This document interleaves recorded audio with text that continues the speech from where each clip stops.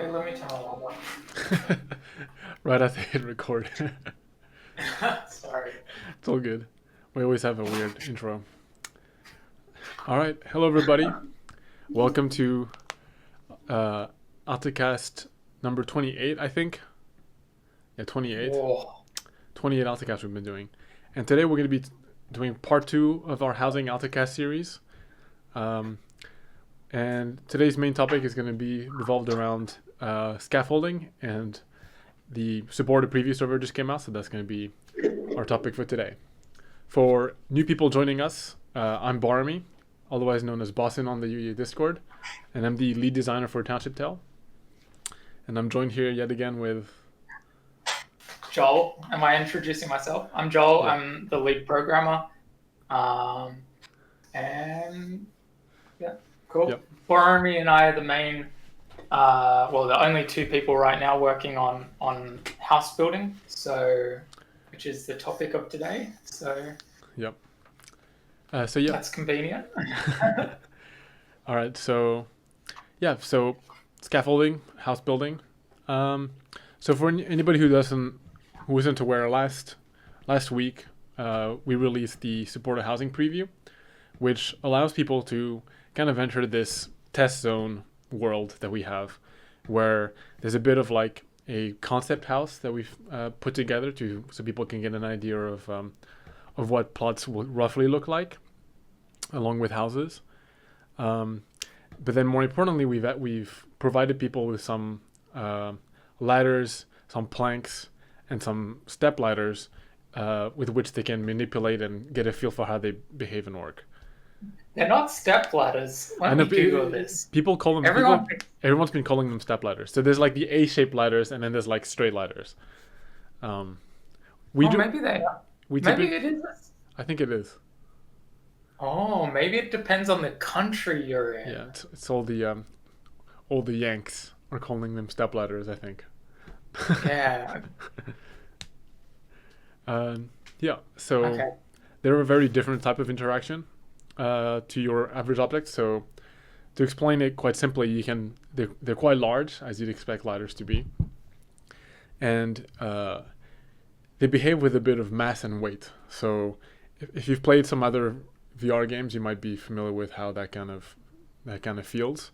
It's exclusively to ladders at the moment, but basically they kind of pull your arms down a bit. So you've got to kind of move with a bit more purpose and motion. You can't use your wrists as much to rotate objects. You kind of have to like pull with your arms in different directions to kind of pull something straight up.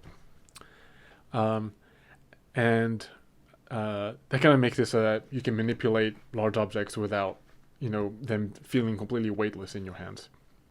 Yeah. It also supports multiple players holding the same object, which is something that other than ladders right now is not possible in the game. Yeah. I think. Yeah. I think I think it was technically somewhat possible, but we just never implemented it, and it wouldn't behave the same way as this. There's the trial doors that behave roughly with multiple people, but they're fixed objects. So, and a big part of the challenge for players is to kind of manipulate these objects that they can't dock anywhere and bring them to locations where they can make use of them. The way ladders specifically work is you can't climb them when they're loose. That's just kind of when they're like physics floating around in the world. You have to place them down on the floor. So this is a mechanic similar to what you might have seen with grass clumps, with kind of putting them on the floor to create tinder, as well as wooden stakes with that kind of placement mechanism. But the different thing about this is that the ladder looks for different points of attachment, and you can kind of drop it in place. So you don't have to like let go of it in place. You can kind of let the ladder fall, for example, and then if both ends hit a valid spot within like a certain time threshold, then you'll hear like a snap sound, and that means you can use the ladder and climb on top of it. Initially in our prototyping, you had to hold it in place and all the orbs go green, and then you can let go and it would snap. Yeah.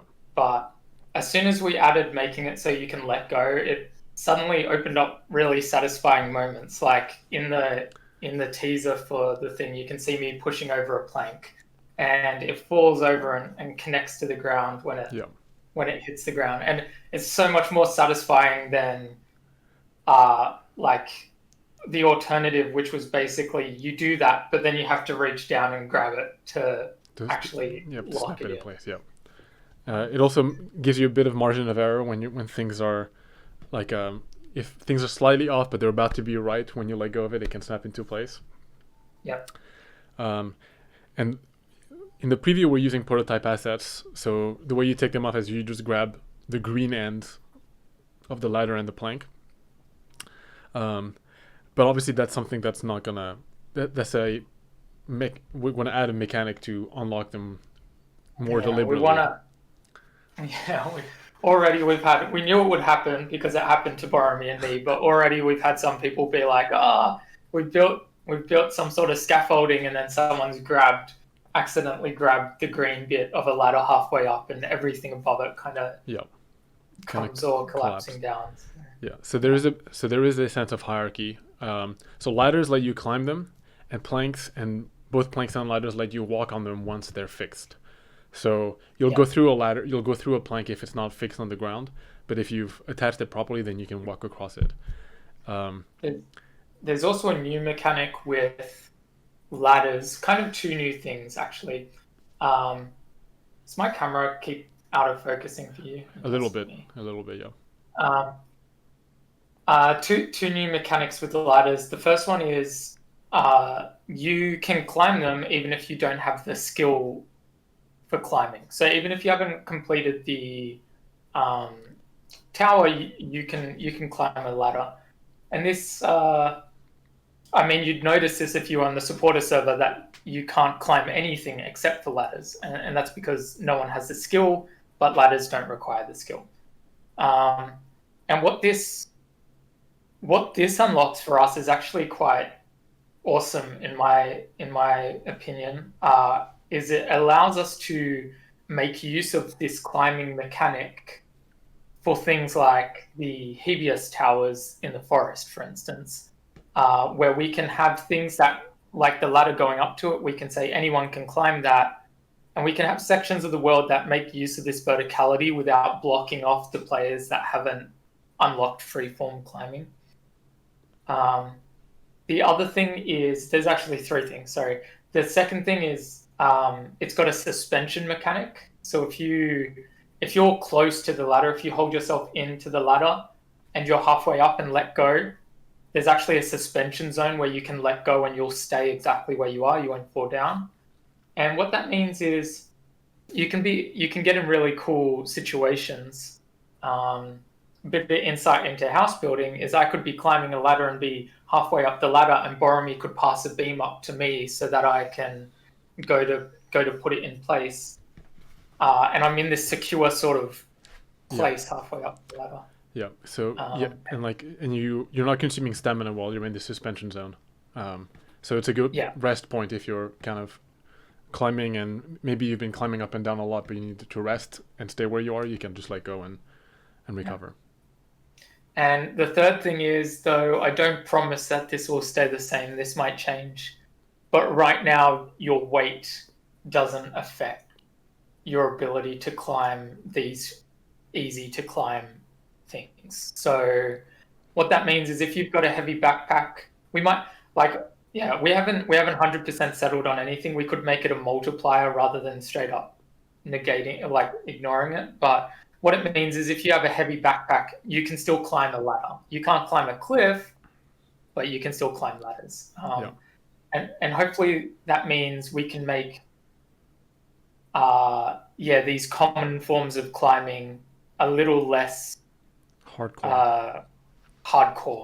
That's a good way of putting it. There's almost like a kind of a theoretical concept happening when you're climbing these easy to climb ladders, where you can presume that your legs are planted on the planks.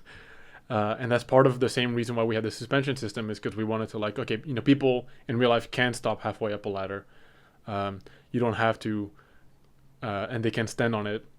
And we didn't want to rely on the collision of the ladder for you to be able to stand on it, because it can be quite steep, and then we didn't want it to kind of bloat everything up, and it's just not very clean. You might slip off a little bit. The suspension zones that we've made could use a bit of tweaking to be a bit easier. But yeah, Yeah, it doesn't make sense for vertical ladders to use collision because yeah, you can't. You're not going like yeah. in real life. Your feet stick out, whereas in the game, your feet is really just a cylinder basically, so or a capsule. So you can't stick into vertical rungs. So yeah, Yeah. but yeah, in general, I think suspension will potentially cause interesting situations for combat as well in the future. Not necessarily right now, but I could imagine situations where maybe you're climbing up ladders on a cliff face or something and you're getting attacked. You're actually in a position where you can turn around Yeah. and properly kind of defend yourself. Yeah. Okay. Even do archery, which you can't do Yeah. otherwise while climbing. I can almost imagine. I mean, like you say ladders up a cliff face, but what I'm thinking of is like lead climbing up a wall, and then whoever's belaying you just kind of makes the rope taut, and then you're kind of like in suspension Oh, mode. boy.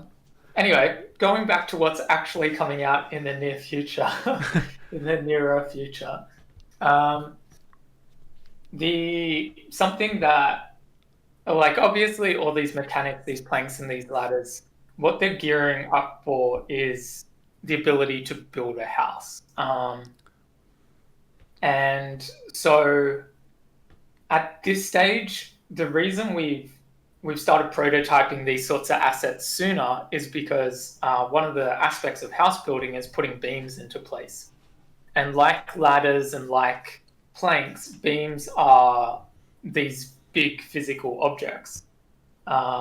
And getting them, and you have to hold them kind of in place in order to actually put them, contribute to your building. And sometimes that involves putting them up high. Yeah. Sometimes that involves you've seen our prototype plot. You can see that it's kind of got layers and height to it. So sometimes you need to get these beams to higher places. And these ladders and these planks are kind of the tools to do that.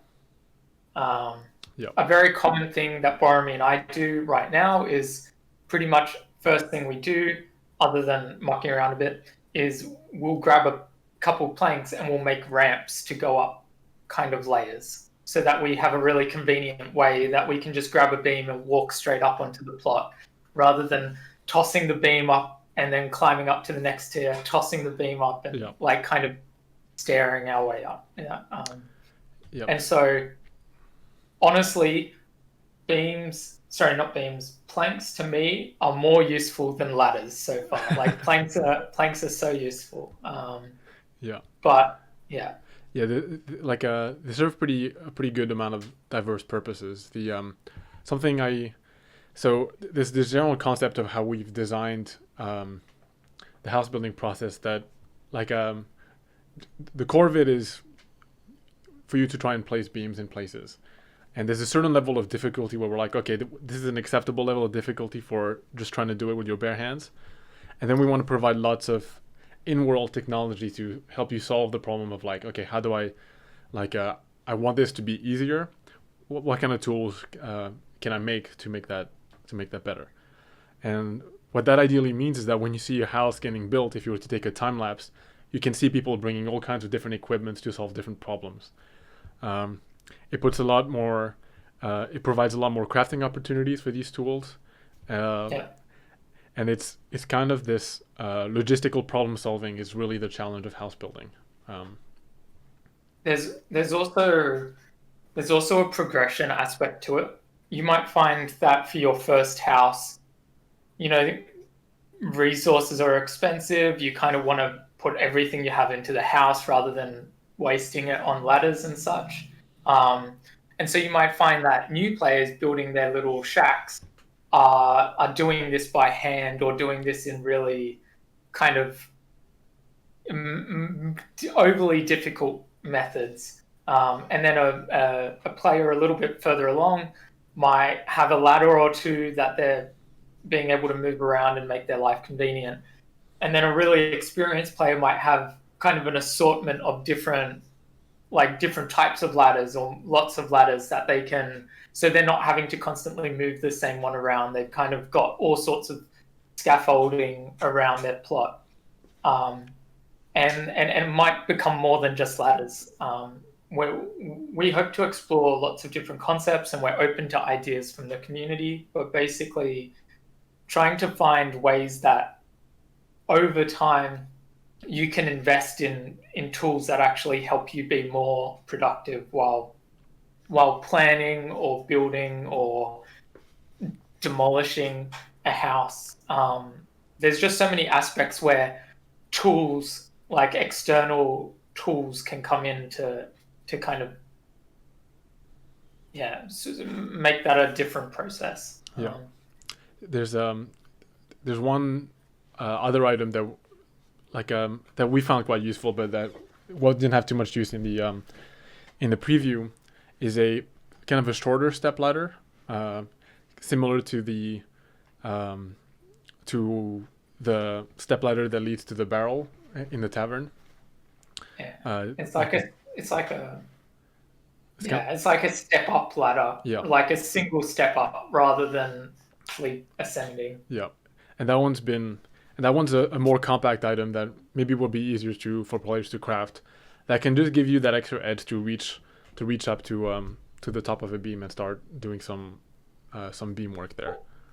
Or reach up to put items in the smelter or something. Like there's something else that's cool about this is just the fact that you can, like, if you're a bunch of younger, shorter people on a server, maybe you just want to have a bunch of these around the place. Like every building can have one of these in the corner. Like we've got a little step in our kitchen, so when Emma wants to get something off a top shelf, she can she can put it down to reach it up. Like it's convenient to just have them kind of around, and so these things don't need to just be for house building. Like you might have a little loft in your house, and you kind of permanently want a ladder there just so you can climb up to your loft, or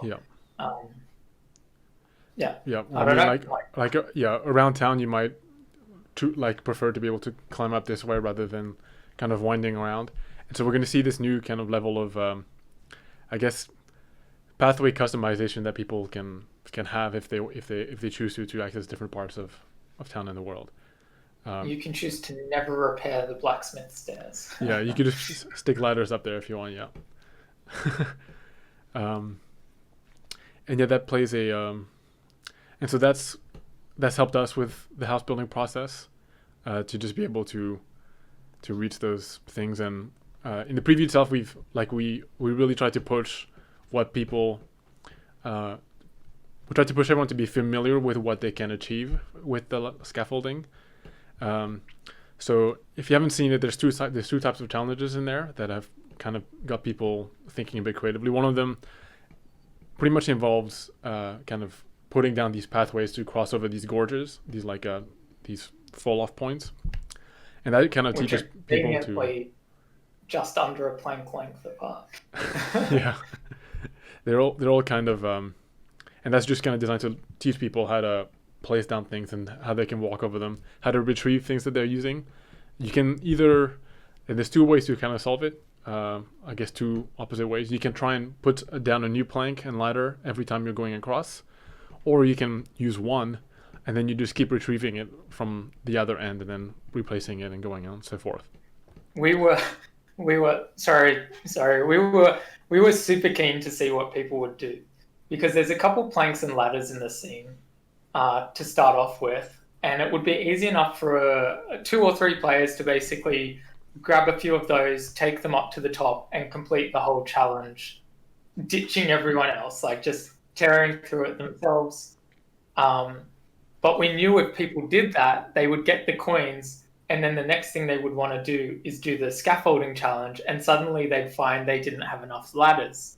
And the only way to get more ladders is to get more people to complete the crosswalker challenge. So the alternative is, if you put in a bit more effort to help lay out lots of planks, you can actually help get more people through the crosswalker challenge to get the coins to get to the top. So it was it was interesting to see, some players go down one route, some players go down the other route, and like we're not saying any one is better than the other. Like they both pose different challenges. Like if you do one approach and then you fall, like if you do the approach number one and then fall, you're really screwed. You have to start again from scratch, basically. But if you do approach number two and then halfway through you fall, you kind of can just skip ahead to where you're up to keep going. So yeah, it's very it's kind of cool seeing just the different ways people have tried to approach these challenges. Yeah. And so, as Joel mentioned, the second challenge is something that requires a lot of ladders, and we pretty much put a giant sheer rectangle almost, and people need to kind of stack ladders on top of each other to make this super mega structure that they can climb to reach the top of it. Yeah. Like aside from like the release mechanics for unlocking a ladder from being placed, it's kind of what's made this extra difficult. Because people can especially once you get close to the top and you say, "I've made it, I've reached the top," and then everybody starts scrambling up your structure to try and get up there, and then somebody grabs the wrong part, and then everything collapses. That's happened a bunch. That's like I mentioned before. We're gonna have a different mechanic to dislodge a ladder.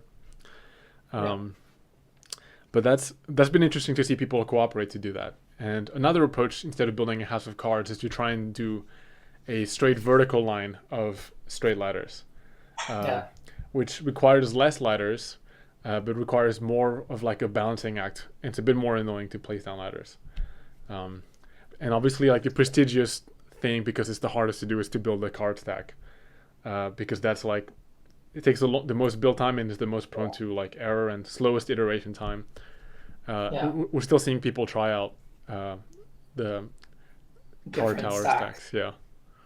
Yeah. Here's my advice for people: do ladders with planks on top to do the bottom few rows of your card stack. That'll give you the widest kind of surface when you're already now 3 ladders high, but also use the least material. And then on top of that, do just the ladder stack and get the rest of the way. That's my my tip of the day. Completely untested, purely hypothetical. It's a theoretical solution, and if you get to the top, you get a sneak peek of what beams, which was the heavy, like in the image. They get to see a little bit of a built house, which is fun. So do you want to talk about that, what the next preview is? Yeah, that seems like an appropriate thing. So the next preview is going to actually include. Firstly, it's worth mentioning, next preview is not coming out next week or anytime super soon. It'll probably be, let's say a month or so from now. I think is a fair fair call. It's going to involve a couple plots around the map. We actually haven't put the scene together, but tech-wise, what we've got ready is a couple different. We'll have some plots, which will all be generated, so they're all going to be a bit unpredictable, and we'll see how hilly or flat they are. There's going to be some beams that you can pick up or help each other pick up, take to plots, and start assembling the kind of overall structural shaping of the house. I should have asked Boramy before this call how much is going to be in it before I start trying to tell people. I mean, how much more. I think the basics is that they're going to be kind of shaping and configuring the house. They might get a bit of a taste as to how to define walls and what the features are. And any steps beyond that kind of depends on how much work you and I get done until then. I think we always try to be ahead a bit of what we're doing for a preview. So I think the next couple weeks, I'll start setting up what the next preview is. And we then had a good head start for this one because we've been working on house building and ladders on the side. Um, but it will make it interesting for the preview after because I think we won't have too much of a head start. I But it think might just yeah, it depends how we stagger it, but I think we we'll, might be okay. Yeah, we'll see. yeah, But yeah, so we're like I'm super excited. I mean, obviously, house building is what people are actually keen for, not just ladders. But yeah, so that's going to be really interesting, and that'll come out. Yeah, as I said, likely in a month or so time. And yeah, our goal is to keep doing these previews to actually keep supporters in the loop of, and I guess also non-supporters in the yeah. Everybody. second-hand video watching or whatever. But just so we can get feedback and ideas from people and make sure that what we're developing is what you guys, the community, actually want to see, Yeah, rather than I don't know, just our brains yeah, in a yeah. echo chamber. Yeah. There's an aspect of us being able, as we do previews like this, people can see the progress and they can see the direction that housing is going, and so it helps, I guess, spur your imagination a bit in terms of what housing will actually be like for the game. It kind of gives you a more precise focus on what housing is going to be like. You can you'll know what to expect better, uh, and then it'll feel less like kind of this lofty idea of like house building. It's more like, okay, I know what house building for Township Tale is, and now I'm like properly excited for what is going to be delivered in that respect. Yeah. It's very interesting, even at even our team, because we're not all working on house building. Sometimes what everyone else is working on can seem a little intangible. So the other day we actually did a playthrough where we got um, a lot of people in the team to come in and Play basically test test and give feedback. And you'd think it happens more than it does, but unfortunately, people are very busy. But yeah, It's been super cool seeing, I guess, people kind of wrap their head around more of what's going on and where things are at, both in the team and supporters and just the community in general. So I think, yeah, it's been really it's been really enjoyable releasing snapshots rather than having everything behind closed doors. Yeah, I think yeah, like it was because there's a lot of, I guess, theoretical concept, or not theoretical, but like design concepts that Joel and I have when we were working on like the heavy object interaction and kind of what it's supposed to mean for people. And when we had this playtest, we kind of saw people naturally come to those kinds of conclusions about like how the difficulty level of how it can be improved, where people are having fun in their minds. I think we mentioned this last Housing Altacast, but housing is like the first kind of creative module tool that players will get their hands on. Like obviously you can create your own weapons and people really love that, but this is like a higher extent of what that of where your creativity can go.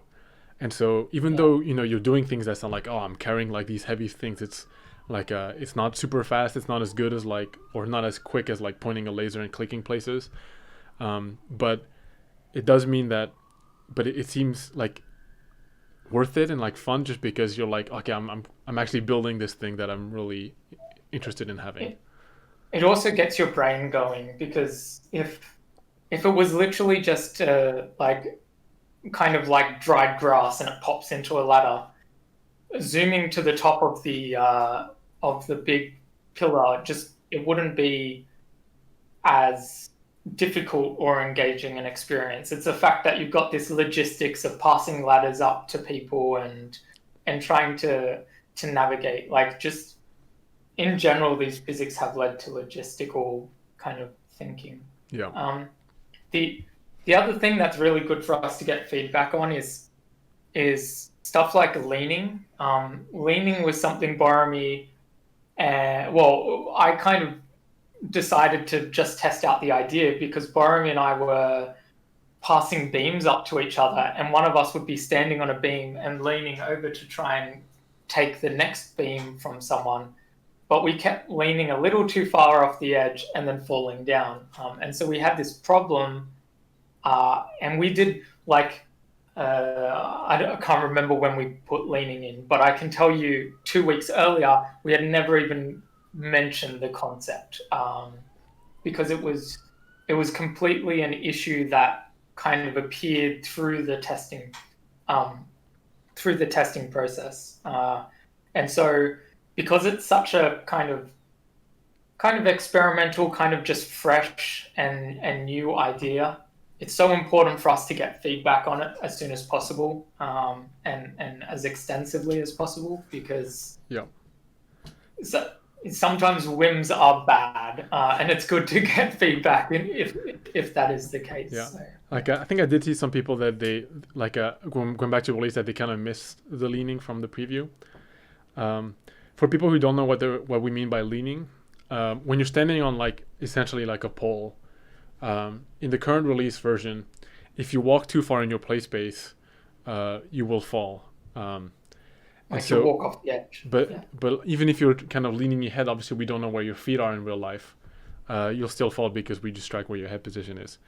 But with the leaning mechanic, you can move around in your play space, and your character and its controller will kind of lean in that direction and stay grounded, and you won't be able to fall whilst you're moving in your play space from that. You will get clamped if you move too far, but you won't exactly fall. If you use smooth locomotion, you will come off. Eventually, after yeah. I mean, if you already max out and then you smooth loco a bit, you will fall out. But that means that it means you get a bit of extra buffer space when you're walking on somewhere difficult, and that makes you feel a bit more like there's a bit of, I guess, a less harsh balancing act when you're walking across those things. It means you can look over the edge of something without falling. Is a big thing. Like right now, when people get to the top of a cliff, the last thing they want to do is look over the edge, because they know that will make them fall. Whereas hopefully right now, that you have a bit of buffer. I do know someone's going to lean over a cliff that's not steep enough to be considered a cliff by the leaning system, but steep enough to slip. We're going to have some people who go to lean over cliffs and slip down and fall. So don't take this as 100% safe system, but 90% of the time, and especially with really 90-degree angles, like really steep angles like beams, it works very well. So yeah. I just realized that the leaning mechanic we put in is essentially holding shift in Minecraft. You're literally doing like a half kind of squat lean over the edge, and you can't fall off. But yeah, that's I guess that's the kind of parallel if you had trouble comprehending what we're talking about. It's holding shift in Minecraft. And yeah, so that's that kind of another quick thing to note before we move on to the Q&A, because we're just about time, is that the in terms of when do preview features and how do they come out, I mentioned this in the post, but in case you didn't get to read it, most mechanics that are very housing specific will only come out when the housing update is released. But when it comes to other things, like some of the character controller changes we made, with like leaning and things like that, those might come before that rolls out. So essentially, we're going to get a round of iteration based on or a couple of rounds of iteration based on the feedback we get, and then we'll release it to the public when we're like at an earlier date than housing. And I'm kind of anticipating that that every now and then we will have a mechanic that can be transferred through. Sometimes they might not be, depending on what the feature is. But yeah, you can anticipate some aspects to come to the game before housing. And yep, so that's Q&A time. Yep, so we're gonna stop the recording real quick, and then we'll be back in just a moment for the Q&A. All right, hello and welcome back to the Altacast. And today we're doing the Q&A. And so today we're answering housing questions. And we're going to ignore the other ones and save them for next Altacast. Yep. All right, kick us off, Joel. Cool. This is a common question here. I think we've answered it, but maybe it'll be good to delve into a bit more. What is likely to happen to a house plot you purchase if you can't afford to keep it?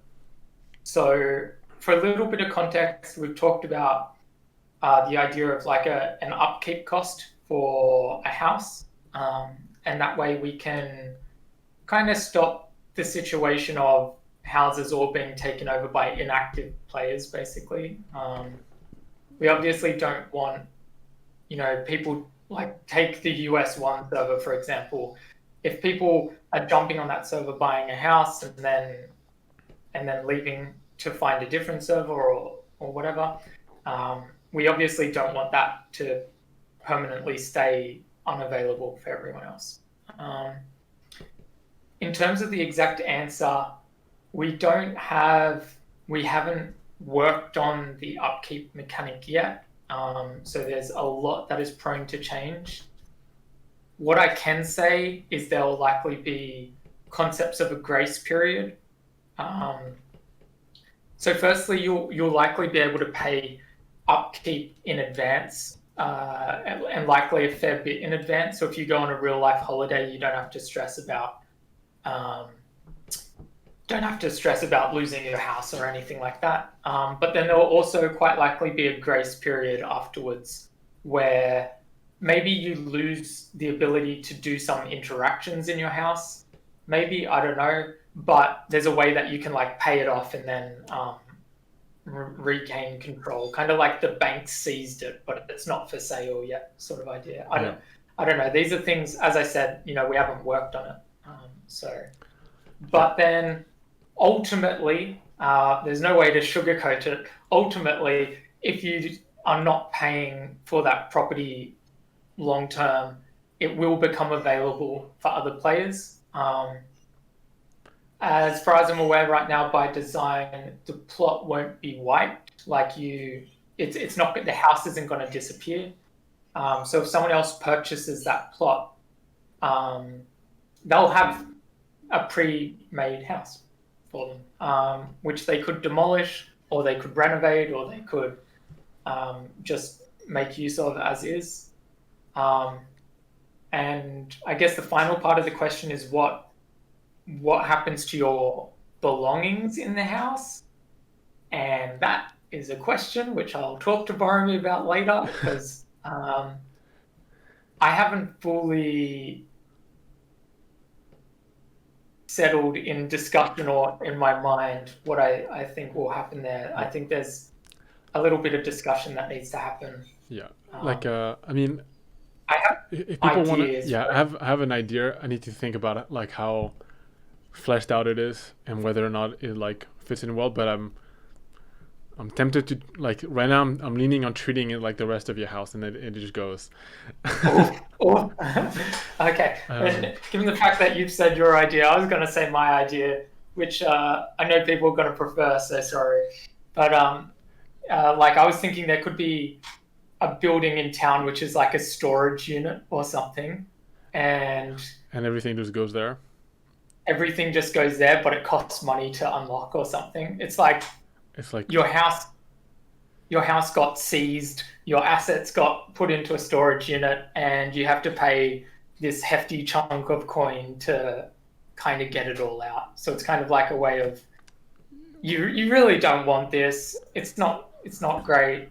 Or maybe it's cheaper to unlock, but once you unlock it, it's no longer secure. So you kind of want to make sure you've got somewhere to put it afterwards. You've got somewhere to transport the stuff. But like there's lots of, we'd love to hear your ideas as always, but it is a very difficult topic, and ultimately at the end of the day our ideal is if you're playing the game a reasonable amount. Like you don't need to be super like you don't need to be one of the hardcore players to own a house. Like a casual player of the game should be able to afford and upkeep a house without stressing about losing all their stuff or anything like that. It's really only in the situation that a player leaves the server or stops playing the game for a significant period of time that we really want this to be a thing. Yeah. There might be server settings for this sort of stuff as well. So maybe if a server wants a really competitive market, maybe it can do that. And if you like, we'll have to see about that. That's some other stuff. Yeah, it's a lot of just kind of, I guess, community design, I suppose. All right. Well, that's our time up. Okay. Next question. So you talk of large interactables being introduced in house building, ladders, pillars, etc. How would we go about crafting these large objects? I think the crafting bench would be too small to be crafting big ladders and tall pillars on. You are correct. Yep. So big crafting bench. Yeah. For things that you've seen in the preview, it'll be something similar to the crafting bench but larger, and kind of like its own kind of parallel kind of crafting bench. For tall pillars, though, it's going to involve a different type of mechanic that we're not going to go into yet, but it will introduce a new kind of, I guess, resource transformation process. The larger crafting it will have to, this is a bit experimental area, but it might be kind of the same system that, say, furniture uses. So there's kind of a new aspect there. Okie doke. Next question. Say I have a wooden pillar in my house that I would like to upgrade or change to stone. What would that process look like? Would I need to deconstruct my house down to the point where the pillar was then free to change it out? Or is there a way for them to quick swap it? So we don't, unless you particularly want the look of the wood pillar, we do have plans for some kind of additive decorations that you can put that overlays on top of it. So we don't think it's kind of, there's not a huge incentive to wanting to change the interior kind of like structural pillar. You might want to change the way it's dressed around it. So you might have like a stone decoration. I was gonna say you're not going to be able to have stone pillars. Like it's going to be wooden pillars, and it's going to be. I mean, as Boramy said, like maybe you care about the look of that and want to change from oak to a birch pillar, but if you look at our current sandstone houses, they kind of have these thick sandstone pillars that would be around the wooden pillar. Yeah. So you should be able to have a similar style to that. And I think the process of changing that will probably involve a hammer hitting, knocking it off, maybe. Like if you're just adding something around the wooden pillar, then you don't have to deconstruct the pillar. Oh yeah, I'm saying if they've currently got like a sandstone around it and they want to change it to be plain stone, they'd be hammering off the sandstone and replacing it with a I mean, this kind of bleeds into some more house building like detailed questions, but you can kind of think of it as like you're doing a decorative layer, and there's no like structural hierarchy that's overly dependent on that decoration being there. Like the way your structure is put together will define whether or not you can. Like you can't put a pillar decoration where you don't have a pillar. But aside from that, like pillars above it and below it don't really look for a decoration underneath it. This tricky question. Is there a fishing or boat docks, something you can build to the side of your house plot close to the lake or sea? Not currently, no, and probably not. And I mean, I can say not on release either. Yeah. Until we have a better concept of water, we're not gonna try and kind of build systems around water before water is the thing. Because it just seems like we're gonna, if we were to do that, we'd probably have to redo it again when water becomes a real concept. Yeah. Um. Uh. This question is comparing to a game called Trove, where your plot disappears. They're saying, can we have a housing system similar to Trove where you can find a plot and load in your house, and when you leave or are offline for a certain time, it disappears? The answer is no. You cannot have a house that disappears. That is, Township Tale may be a world of magic, but disappearing houses is not a part of it. Yeah. When you build a house, that house is there to stay. If you want it to disappear, you better get some wrecking tools out. Yeah. And it's not going to be a quick process. Yeah. So yeah, we're this is kind of like a is there instanced housing and kind of type of question in Snow. Like we understand that a lot of games do it. A lot of kind of multiplayer RPGs have it, and like I can understand like the logistical reasons why people think that maybe it's a good idea. But a Township Tale is going to be the game that tries not to have that. If like at this stage, we can pretty much guarantee the thing that's going to prevent servers of heaps and heaps and heaps of players is not going to be a limitation of real estate domain. It's like the physical limits of servers. So it's not we're not in a situation where we're talking about like an MMO where there's thousands of players on the same server, and if everyone literally had a spot for their house, the whole map would be filled. We're talking about the reverse situation where we have heaps of room in compared to the number of players on any one server. So. Yeah. And I mean that kind of leads into the question I saw about will there be a limit how many plots a player can own?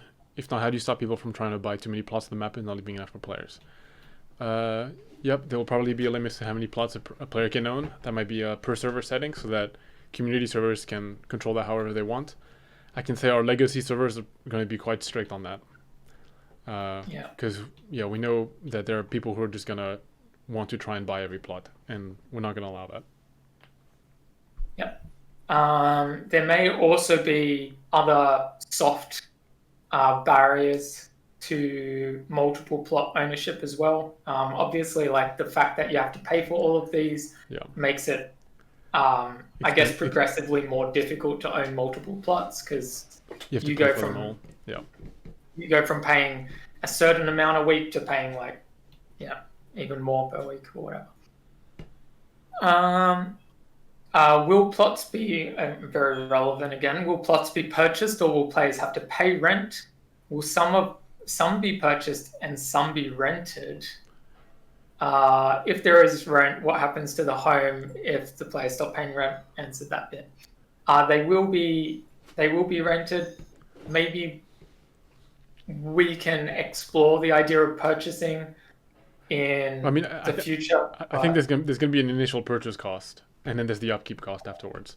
So it's technically both. It's kind of like you're putting a big down payment, and then you've got to or you're buying the property, but then you've got to pay ownership fees on it. It's your deposit and your mortgage. Yeah. Yeah. Cool. Will people be able to donate money to keep other players' plots good?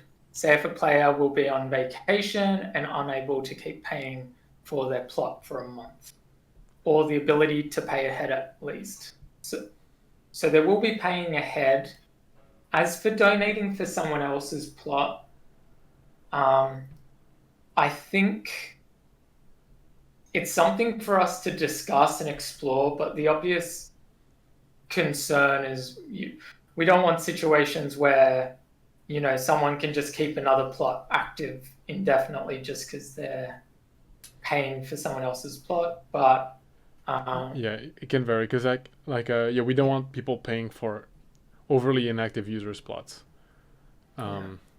It's kind of, I guess, like a fair trade type of policy that we might have to have. Again, we'd love to hear your feedback on that sort of stuff. There's pros and cons of going both ways with helping pay other people's plot costs. Yeah.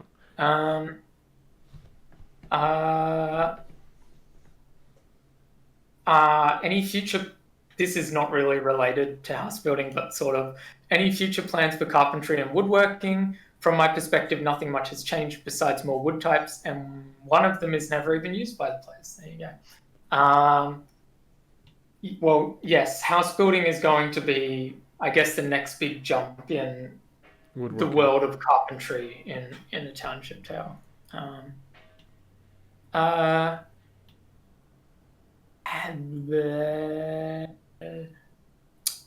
This is an interesting question. I like this one.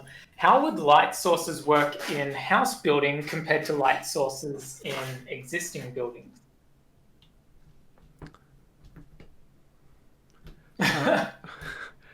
They'll work pretty similarly. You'll be able to place light sources. We might find a way to kind of manage that in terms of performance, because it's quite a powerful thing to add to your house, in terms of like what it could do. And what about upkeep costs? Will they just slow burn coal, or? They'll probably slow burn coal. We might introduce a better way to like turn on and off your light, or at least a way to turn off your lights, because you don't, to save your energy. There's an like in the far future, I can imagine us having like a Township Tale energy update where people can kind of power things, and there may be a whole suite of things related to that. Generally you are just gonna have placeable light fixtures. Okay.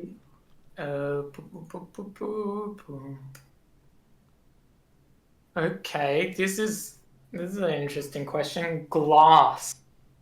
What sort of, are we going to have glass in Township Tale? Like glass, this says glass walls. I'm going to presume we're not doing glass walls. No. But in terms of like windows, I guess is the natural question following that. Like, will there be windows, panes in Township Tale? It's an interesting question. We'll see if we can, like, once we've got, because it's going to kind of fit into a bit more of the furniture type work. If we find that we can do it quite easily, we might, but not guaranteed at the moment. Like, it's just like it's another kind of resource creation process that we have to consider as to whether or not it will make the first house release cut. It might come afterwards. So it might get staggered.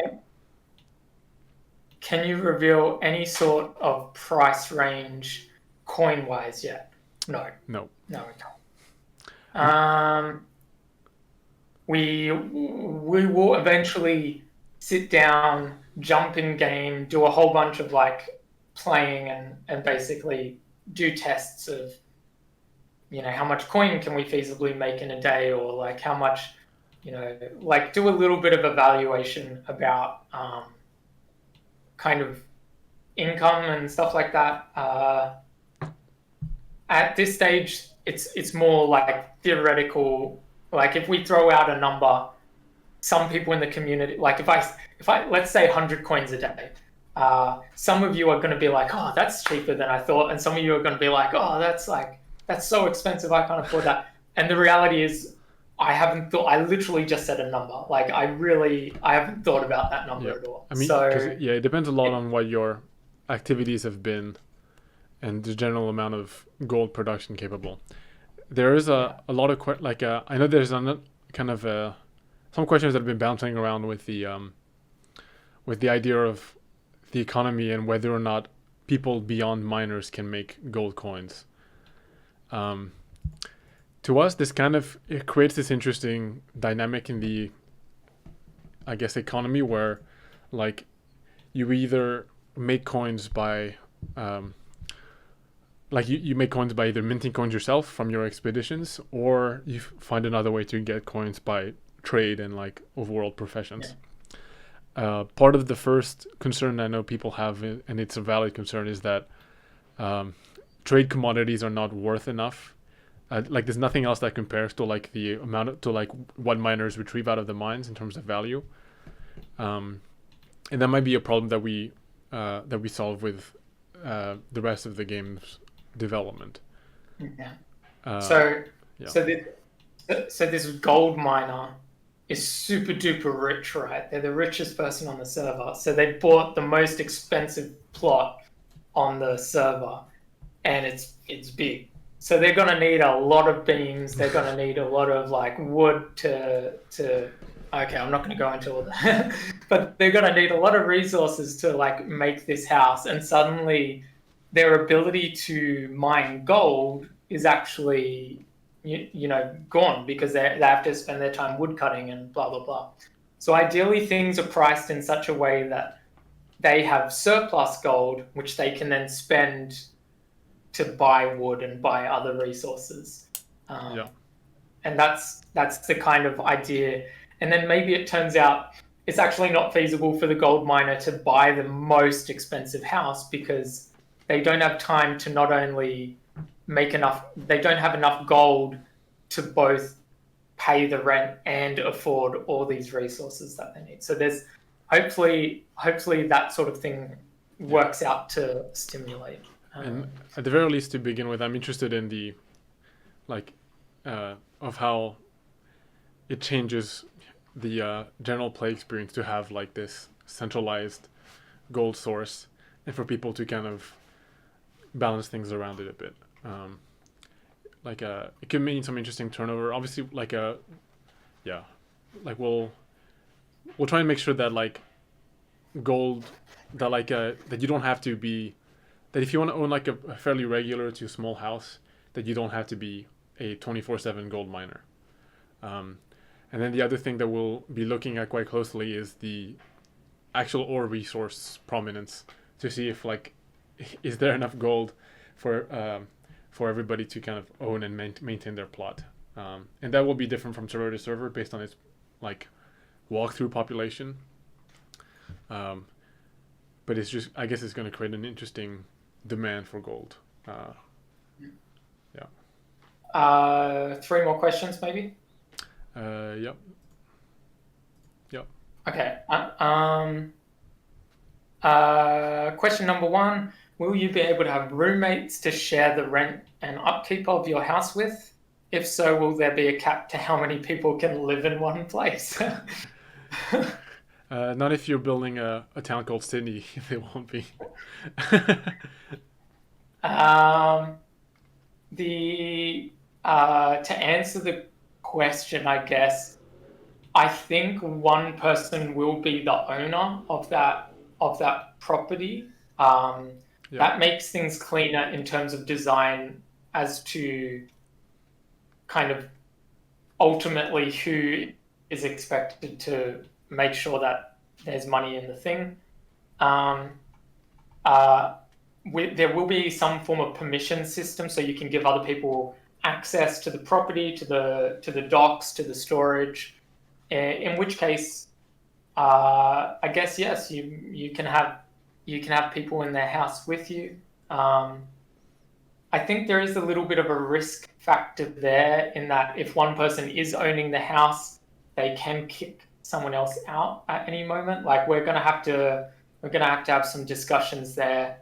Obviously, you don't really want to like it might be a bit like if I trust Boramy, maybe we could share a house and have stuff in it. Yeah. But I wouldn't really want to do that with a stranger who could kick me out at any moment, and all my stuff is now locked in their house. So Yeah, I would definitely be roommates with somebody you can trust 100%.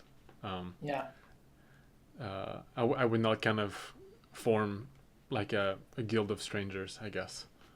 Yeah, I know there's some people who want to start up kind of in like situations where all the newcomers can come and like pay a small fee to have some storage in their house or whatever.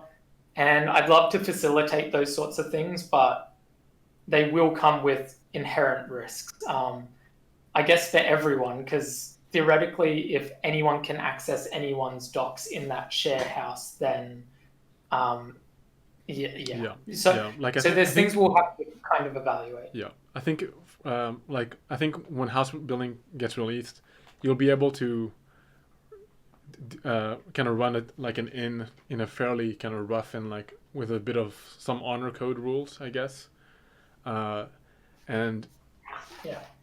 actually supporting like a commercial in that like is protected by the game is something that we will have to do later. Because I can imagine like allocating this space as like a thing, and then it kind of acts like a subplot within someone's house, and then all of the same kind of behavior of like, you know, if we do send stuff to a storage shed when they don't pay rent, then that's the same thing that happens there for people. Yeah, so not something that will come inherently with housing. Okay. Second last question. How modifiable will houses be after they are built? Can I build a house with lesser stuff I have now and add on later? Can we swap out wood types if we get enough of the wood we actually wanted to build with? The answer is yes, yes, yes, yes. Yep. So there is a little bit of, as we kind of touched on earlier, there's a bit of the concept of structural bits and then more of a like decorative overlays, which we call facades. So swapping out your facades, which aren't structural, will be probably 90% of what you'll want to swap out is in reality. Like if you just want to redecorate your room, you won't need to knock down the wall, you'll just change the facade. And that sort of thing will be very doable. You will probably lose resources in the process. Like you won't get everything back.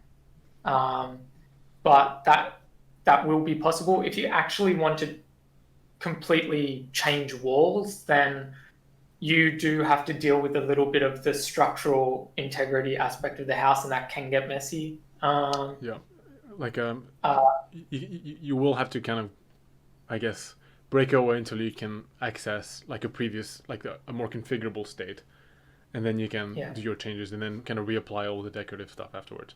So like we are designing houses to be built and deconstructed as well, so that they are modifiable. It's not like we're never gonna lock you into like, okay, this is here forever now. That's never gonna be a thing. And in terms of renovating, which in my building game experience is a very common practice, you start off with a small little shed of stuff, and then you start building, like you add a room and stuff. That sort of approach is super easy to do. You're literally just doing more building next to where you were building and connecting it to the main building. Like it's there's literally nothing involved. You wouldn't need to destroy anything to renovate. You might want to knock in a wall just so you can put a door in it to go into your new section. But even that won't require overall house structure. So that would just, knocking out a single wall doesn't change the whole house structure in any way. So that's a fairly easy procedure. So overall, we want these things to be modifiable, as Boramy said, and so that's a big part of the design.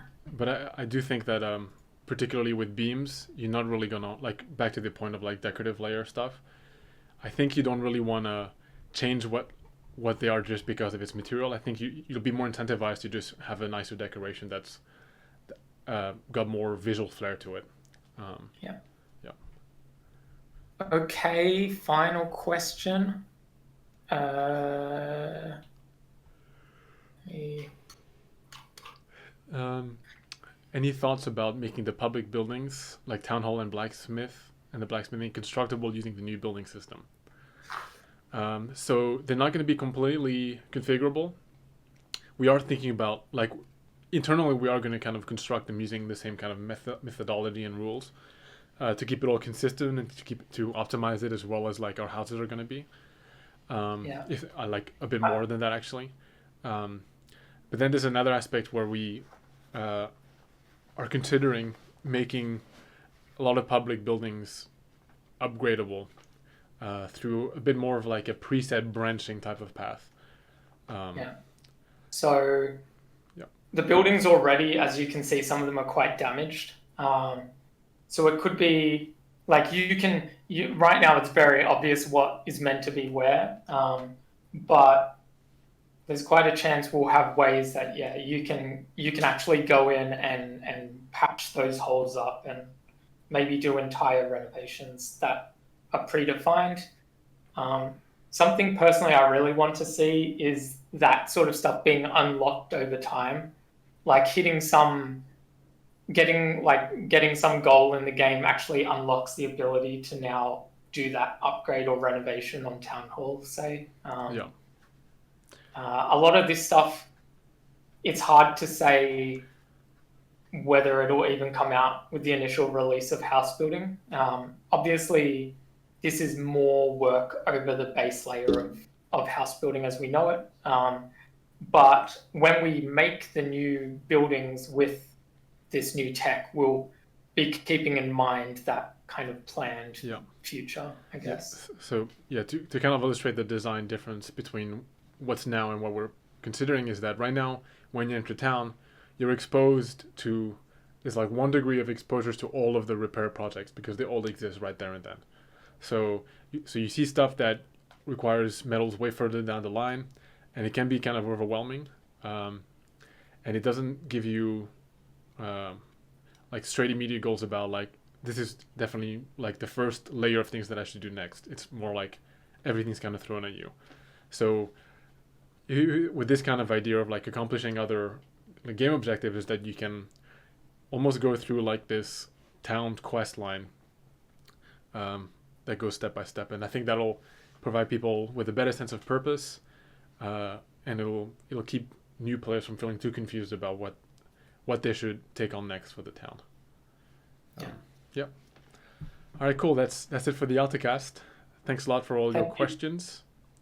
As I mentioned, next Altacast we're gonna answer some of the non-housing related questions, and hope you enjoyed the preview. Be sure to give it a go if you haven't already, and we're excited to release housing to everybody when the time comes. Yep. Keep an eye on announcements if you are looking forward to the next preview, because obviously, as with everything, we'll post that there. Hopefully, we'll get another wicked voiceover video to announce the next one when it's ready. Yeah. All right. Thanks, everybody. Bye-bye. Yeah.